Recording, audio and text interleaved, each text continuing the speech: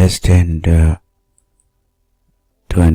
that what is class A, class B, class C amplifier, we have to learn first of all what is a load line and how it can be drawn. And to understand the load line, we have to learn first of all a parameter which is beta. Okay, beta is a current gain for common emitter configuration. So this is, like emitter is grounded, collector and base. Base is input, collector is output, and emitter is grounded. Okay. So then beta is defined as output current upon input current. That is IC upon IP. Output current over the input current.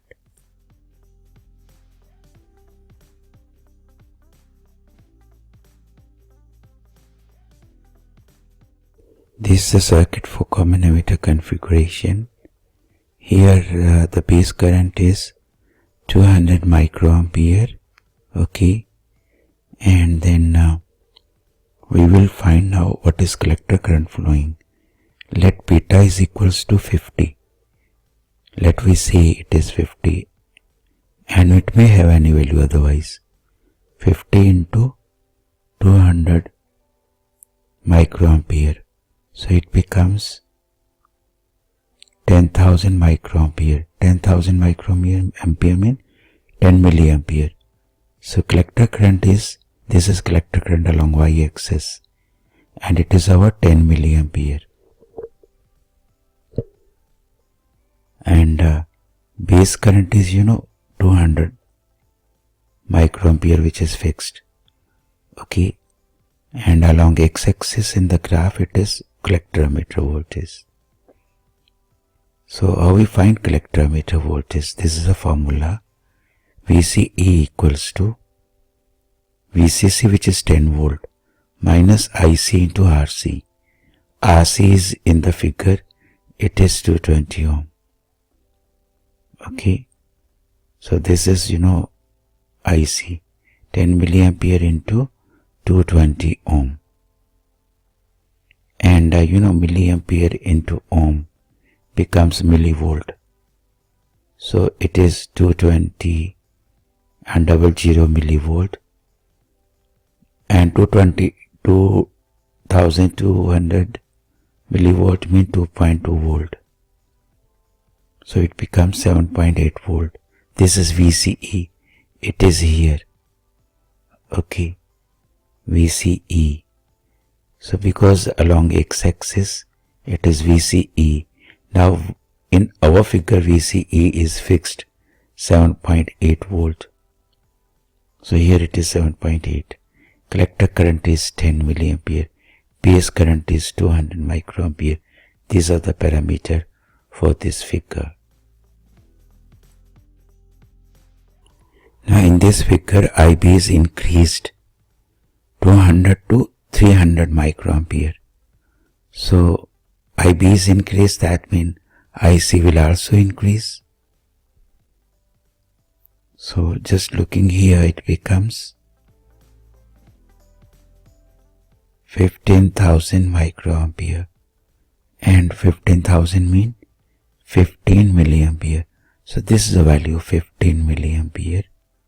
So this is our collector current. First it was 10, now it is 15. So it is increased collector current. So collector current is 15 milliampere. Now the thing is, what is VCE? The voltage across collector and emitter. The same formula as was applied before. Now substituting the values. So it becomes now 6.7 volt. Now one thing to be noted, with the increase in IP, IC, VCE is not increasing, it is decreased. First it was 7.8 volt, now it is 6.7 volt. So VCE is decreased.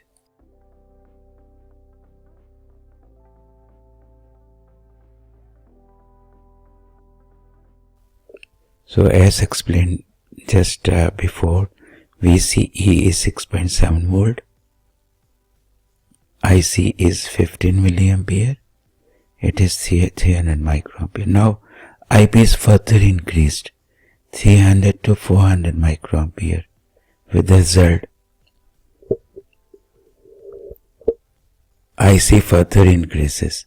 Now it becomes from 15 to 20 milliampere. So with the result, now the question is, what happens to VCE, collector emitter voltage? So applying the same formula,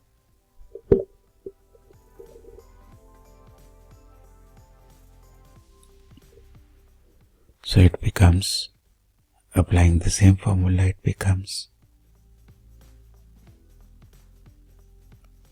5.6 volt. Again, this is very important. The VC is further decreased. First it was 6.7, now it is only 5.6 volt.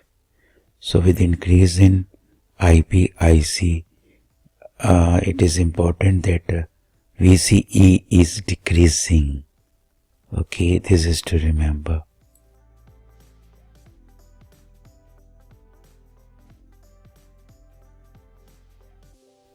So, as I explained with the numerical values, that VCE and IC, they are reciprocal. As IC increases, VC go on decreasing. So that's the Q points. You know, like IC is 10, 15, 20. VCE decreasing 7.8 was 8, 6.7 volt then. Now it is 5.6 volts, so it is decreasing. So that's why the load line is with the negative slope. Okay, this is a load line with negative slope. It is showing that VCE and IC, they are in reciprocal. Okay, so this line is called the load line. So how we draw this load line? Simple. We were having three values, like with 10 milliampere, the VCE was 7.8 volt. With 15 it was 6.7 volt. With 20 milliampere it was 5.6 volt. 3 points were chosen. 3 points are chosen and marked on the area between VCE and IC. Then joining the 3 points Q1, Q2, Q3, that becomes the load line. Now there is a circuit showing about, there is an input signal which is varying about 300 microampere. Okay, with this VB is fixed reference voltage and input signal is varying about the reference. So collector current is varying in same way, but the collector emitter voltage is reciprocal. Increase in, IC, VCE, it is in a decreasing trend then. So it is decreasing like this VCE. Okay, and then with this part of the collector current, okay, negative part, because of the base current is negative mean decreased. So collector current is other way around, it is increased. So the faithful reproduction of the signal, there is no distortion if the Q point lies in between the load line, at the center of the load line, you can see. If Q point is at the center, at the center, then there is a faithful reproduction of the input signal. There is no distortion. Only one thing is that without input signal, there is some base current, a reasonable amount of base current. It flows, which is again a limitation of the circuit.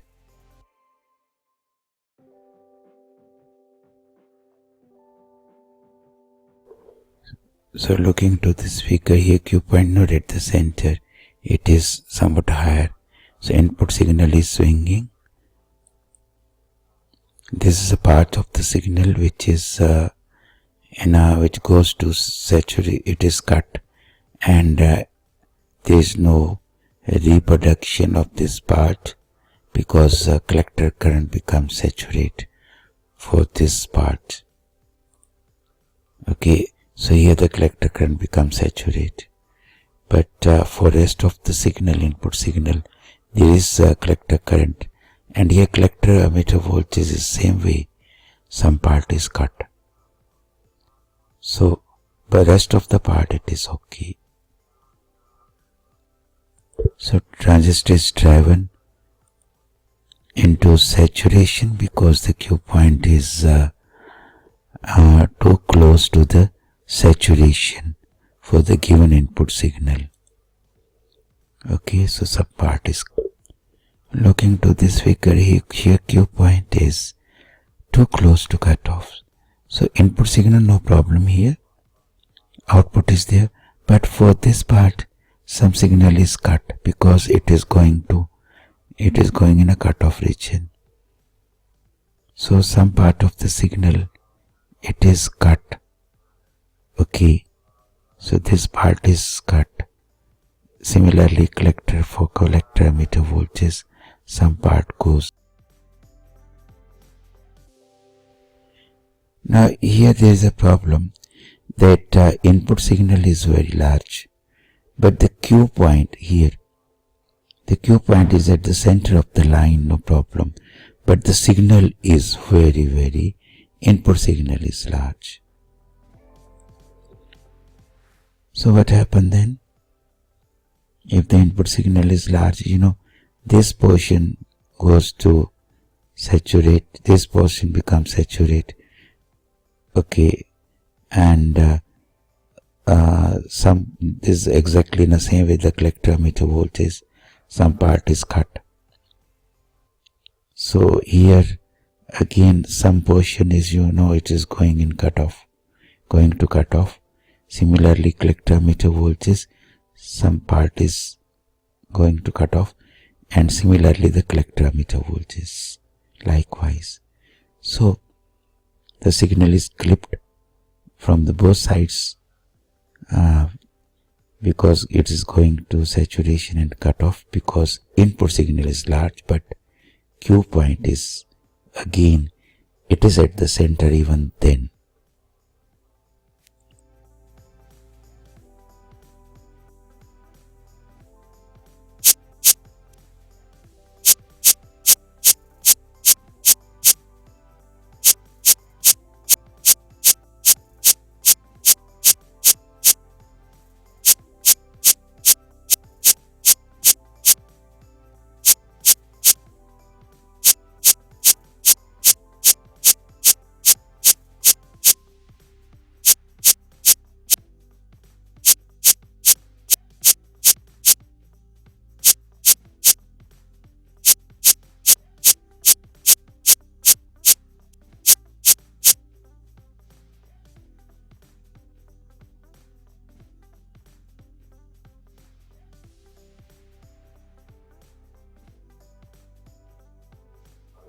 This is class A amplifier. Class A amplifier means this is input signal is varying like this. Q point is at the center, and we will get output it here, and this is exactly reproduction of the output signal. There is no distortion, but the problem in class A amplifier is because Q point is center, so some base current always flows without even the input signal, and this becomes the limitation of the circuit for its efficiency, because without input signal some base current is flowing. Okay, but the signal is exactly reproduced.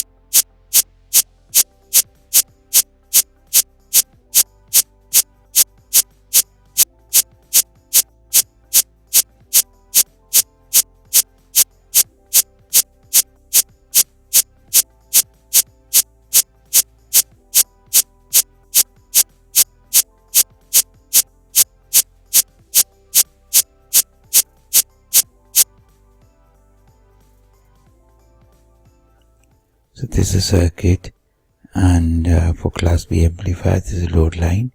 Q point, is touching to the collector emitter voltage axis, with the result that without the input signal, there is no base current flowing through the transistor. This is better for the efficiency, okay? Now, the input signal is varying. This input signal, it is varying like this, okay? Then output signal, and for this part of the input signal, there is no output signal, and for this part, the output signal, it appears like this. So there is output only for one half. One half is clipped. So the two transistors, emitter common, one is NP and other is PNP. Emitter are made common. Input signal, and it is broken by the two transistors. One transistor handles only the one half of the signal.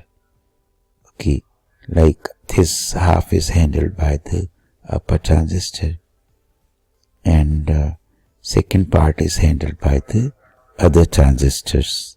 Other transistor mean the lower transistor.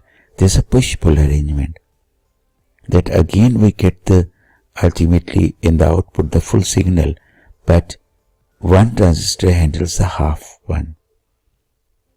So the positive point is, the application is, with this the efficiency becomes better. So this is a class B amplifier.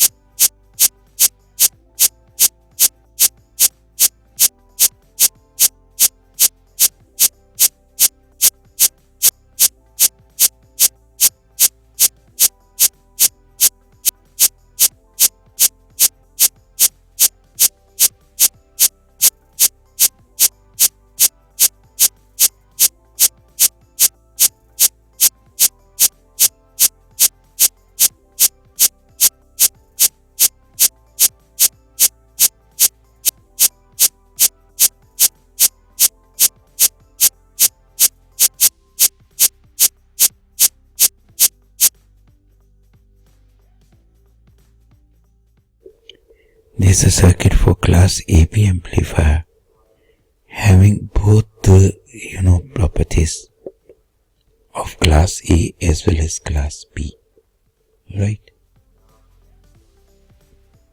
Now here the Q point is lying. Q point is at here. It is not touching to collector emitter voltage axis, and it is not at the midpoint. It is not midpoint like class A, and it is not touching to collector emitter voltage axis like the class B, but it is near the near to this axis. So what happens if the input signal is varying like this? For input signal, the variation of the input signal, this part, only this part from here to here, and from here to here, this part and this part, it appears like this part and this part, and this part is clipped, and rest of the signal for this part, it is appearing. So it is appearing like this. So this is a circuit diagram. So in the absence of this signal, some base current flows, very small. That's why the Q point is here. But even then, the efficiency is better, because not appreciable amount of base current flowing without input signal.